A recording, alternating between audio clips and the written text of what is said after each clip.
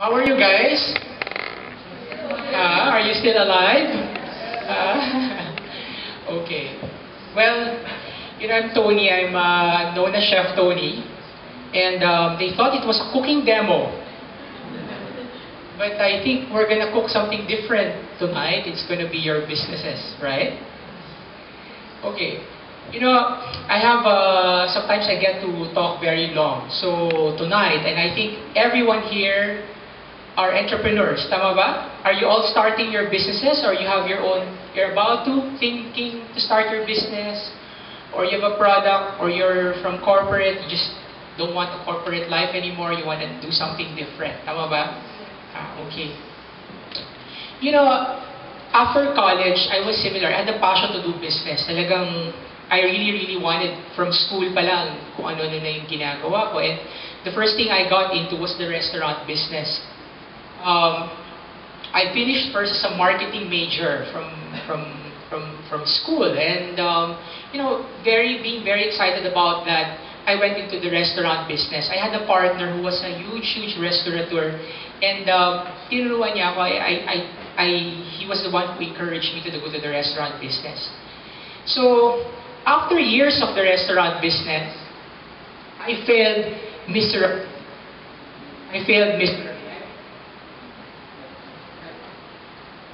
Okay. I think also the mic's failing.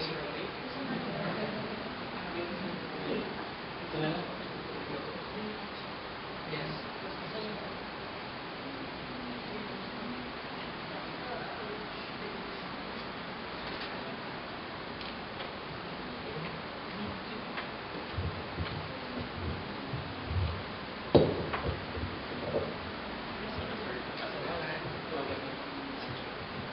Pati yung mic pinaulobat na. Okay. I had a good product when I started. I started selling burgers. I had a good location. And I built my first branch here in Makati. And I was seemingly successful at it. The restaurant did so well. As a matter of fact, the business did so well that I expanded it to several more restaurants. But I thought I was a good businessman because sabi ko, I had a good product. But I was there was a lot of things on that I overlooked. Typical of business people, when we get one product that we're successful, the next thing we want to do is expand. All of a sudden, we want to conquer the whole world with that product. Diba? Tama ba? It doesn't matter what it is. I had the same thing. Sabi ko, I made these best burgers, and I wanted that best burgers to beat McDonald's. Okay? But it didn't. Unfortunately, nagising ako sa katotohanan maaga. But of course, I wasn't a poor businessman. Kanina I was hearing, everyone, and when you're passionate about your product, you work long days. Diba? Sometimes he will tell you, I want to go into business because I own my time. Baliktad, the business will own you. Diba? You end up working so much longer than in your day job. Sabihin mo, nako, but now, pati linggo, nagtatrabaho ka na din. I was no different. I was very obsessed with growing that product. I said, I had a good product. I had lines in my restaurant. Sabi ko, okay. And after one restaurant, I was into the itch of expansion. I didn't care. Bahala na. Basta gusto ko maging 2, maging 3, maging 10 yung restaurant ko. I didn't care how I got there. I didn't care. Sabi ko, basta gusto ko, I wanted to be the youngest and the most successful restaurateur in my batch. I had that vision of grandeur. So what did I do? I started to open one branch after another, not thinking na I was successful at 1, but I was not successful at 2. Managing one restaurant is different from managing 2, different from managing 3, and so on and so forth. So, what happened? I failed miserably. 5 years into the restaurant business, I was in debt. Nakakatakot, no? A lot of you, kanina I heard about credit card debt. I had that all. I had credit card debt. I was in debt with my landlord. I was in debt with my parents. Everybody, some of my friends. So what happened? I got so obsessed in growing my business that I didn't even, it was a cash business, so I just kept on turning around the money. And eventually, I had so much that I couldn't pay my rent, so the landlord had to evict me, and I overexpanded. To about 8 restaurants.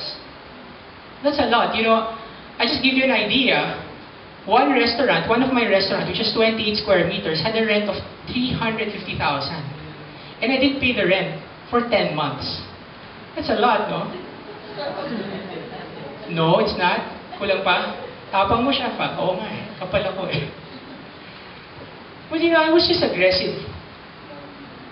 I was just aggressive without anything, without, you know, tempering myself. And my parents would always tell me, you know, Tony, you know, I was the only guy in the restaurant business. I was kind of proud of it. My family was in real estate. Sabi ko, you know, you don't know what you're saying. I'm the guy who drives this business. I built it. I won't listen to anybody. And my parents kept on telling me, close mo na yan. Close mo, it's not making money. But I wouldn't. I wouldn't close it. So what happened? Years after very long days, after 7-day work weeks, I was in debt. Millions of pesos of debt. So, you know, it led me to question myself. Sabi ko, you know, am I really cut out to be a chef? Or am I really cut out to be in the restaurant business? Baka naman, I might be better off just working in a hotel or something. And because, you know, I was questioning myself at this point. And sabi ko, nako, I have so much debt. And what do I do? And of course, the landlords foreclosed all my businesses. They had to foreclose everything except one store. I only had one restaurant left. And, you know, it was this time that I had to question myself, what's wrong with me? And it was also the same time that I approached my dad. You know, my dad is very, you know, sometimes parents, you don't want to listen to them. You know, I see a lot of young faces. Kasi you don't want to listen and heed their wisdom. Diba? My dad is a very, very simple guy. You know, he's very, you know, he lives a very simple life. Yung mga anak niya, you know, we would sooner have the newer cars, and he had all the old beat-up cars that we've used from college. He would keep all of them. Kasi ayaw niya, nagtitipid siya. And, you know, he's a type who doesn't want to waste food. He's a type who would always, so, you know, that kind of lifestyle, sobrang matipid. And, you know, one day, after all of this, I had to approach him because aside from him being matipid, he's also a very, very successful businessman. You know, something to do with being matipid, no? Sabi niya, he always tells me, Tony, walang yumaman na magastos. Oo nga naman. So one day I had to approach him and to tell him, Dad, you know, I'm in debt. And what do I do? I had to approach him. He was very successful. And sabi ko, siguro maybe my dad can teach me a couple of things. And so I approached him, sabi ko sa kanya, sige, so one day I said I have to tell my dad how much I owe. And, you know, cross my fingers he doesn't die and have a heart attack. But if that's the case, maybe I'll get my inheritance and that would end my agony. Just kidding. Just kidding. That's a joke, guys. No, but I appreciate my dad kasi one of my biggest struggles was that I realized that I kept on lying to my parents all these years. All these years, I kept on telling my parents had this view na, you know, my son is very successful. Pero hindi, you know, I was all in debt. I was a very proud businessman, and I never even want to tell them what's the truth. But now I'm going to ask him, all of a sudden, one day to sit him down and say, Dad, you know, all these things is a lie, and it's a bubble. My success is a bubble, and here I am, I'm in debt. I have to tell you. I have to tell you, because I was afraid that, you know, all these things, I might go to jail. I didn't, you know, I was trying to prepare them. And so, you know, one day I called him, and the only restaurant I had, Dad, can we meet in this restaurant? Kasi yan na lang yung bukas na restaurant. And I called the hospital, mayroon ba kayong for rent na ambulansya? No, I had to sit him down and say, Dad, you know, I'm going to tell you something really serious today, and, you know, I don't expect any response from you, but I just want to tell you, because I love you. And so I sat him down and told him, Dad, you know, I'm in debt, and this much is my debt. And of course, you know, that blew him out of proportion. Sabi niya, in my whole life, I've never owed anybody that much. Even the company that I built. And he owns his multi-million big real estate company. Sabi niya, I never even built that on debt. How can you do that?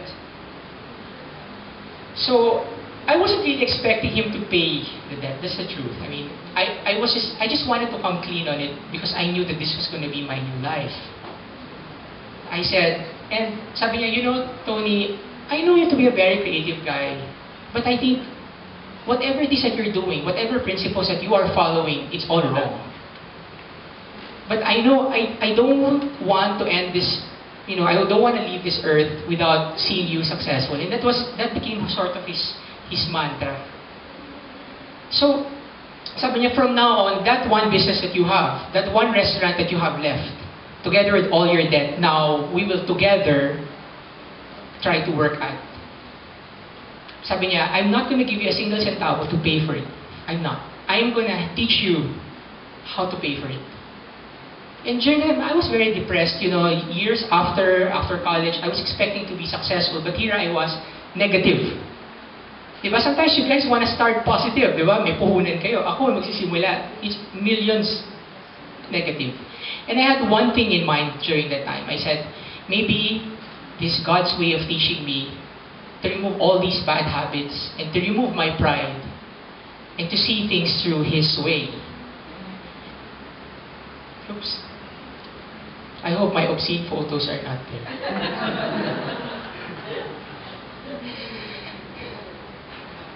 Sabi niya, Tony, since you have that, now the business will be mine. I'm going to be your boss, you report to me.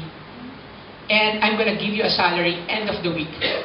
And you know how much he gave me? He gave me a salary of 1,500 pesos. Sabi niya, you make do with that 1,500 because that's the only money your restaurant can afford to pay you. And I was really at the end of my rope. I said, okay, Dad, no problem. And I started to sell everything. I sold most of these toys that I amassed during the time that I was very careless. I sold everything else. I simplified my lifestyle. My wife had to go out and work and find a job. And I said, sige, then I'll start from zero. So here I was, I started from zero, 1,500 a week. Just one restaurant.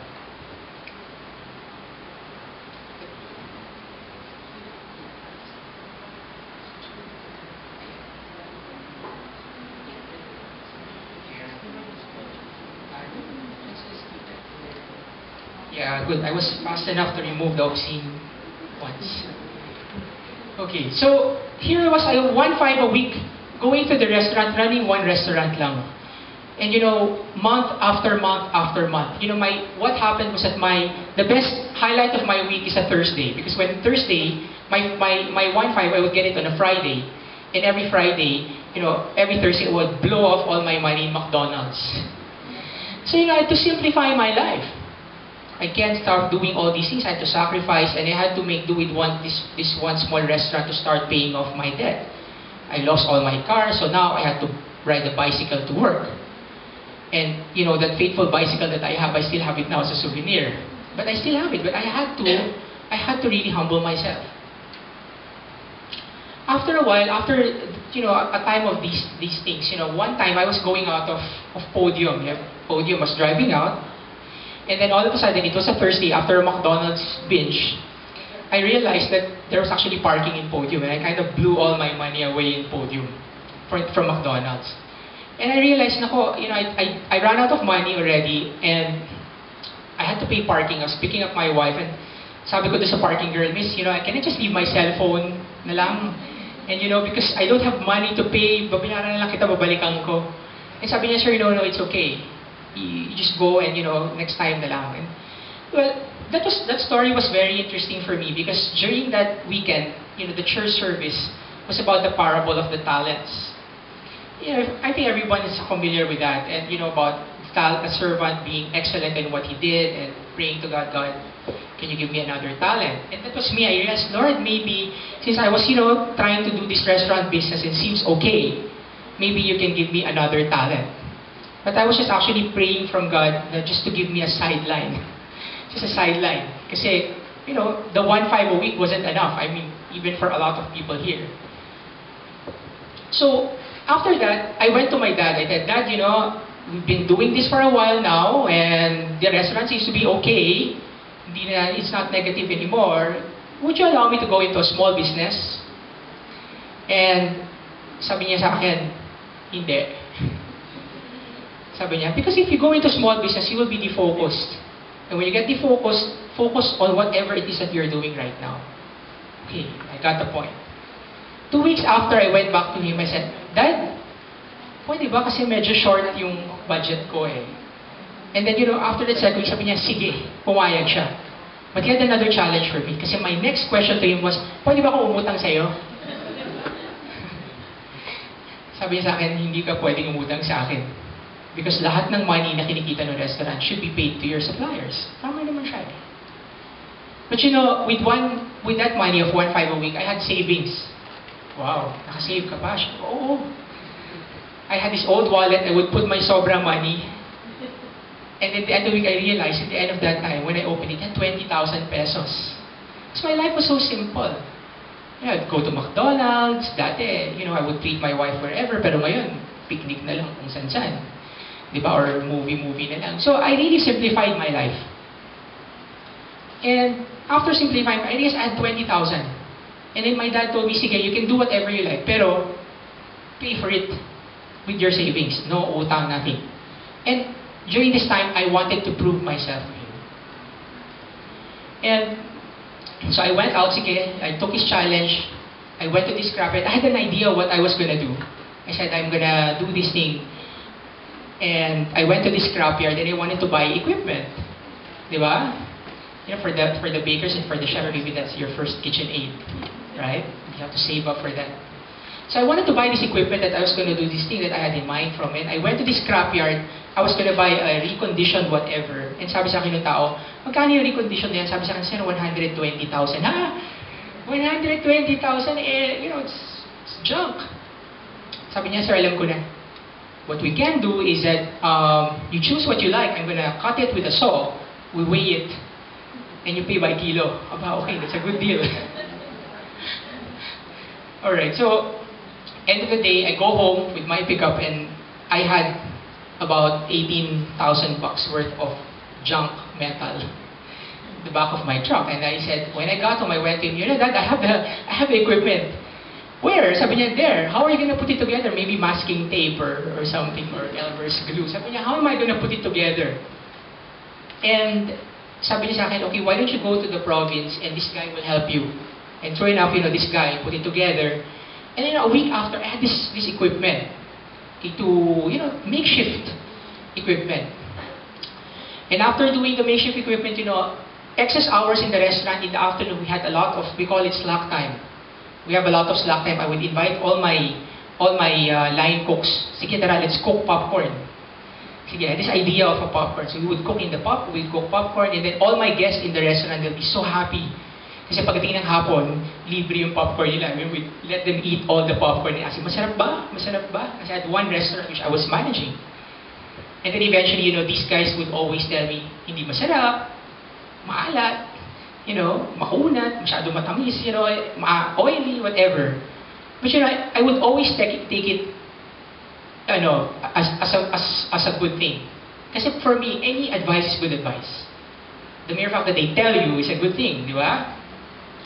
So here I was, I did my product, I did the first set of and then after a while, sabi ko, I was confident enough, pwede na siguro ito ibenta.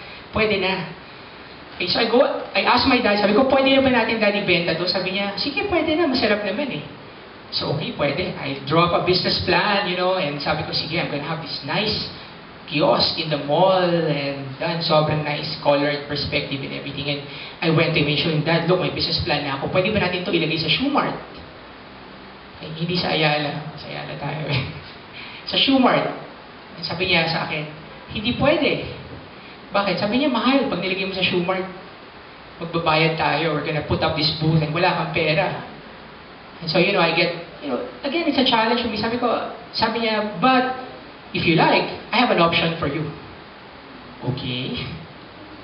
You know, I always teach my dad. Sabi ko, alam mo dad, yung negosyo mo pinaka-maganda, pinaka-okay.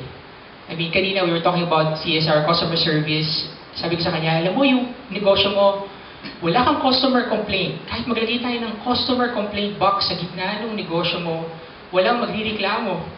Kasi alam niyo kung anong negosyo niya, Memorial Park.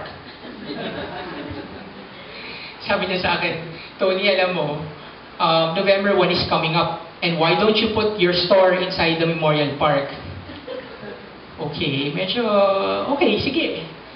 But, you know, it was his challenge. Sabi niya, why don't you put the store in the middle of the park? Sabi niya, November 1 is coming up, why don't you sell your popcorn, why don't you sell some drinks, and I'll close the park for you. Sabi niya sa akin, pag nandun ka, walang sidewalk vendor sa loob. Bawal. Ba, okay, anak ng may-ari.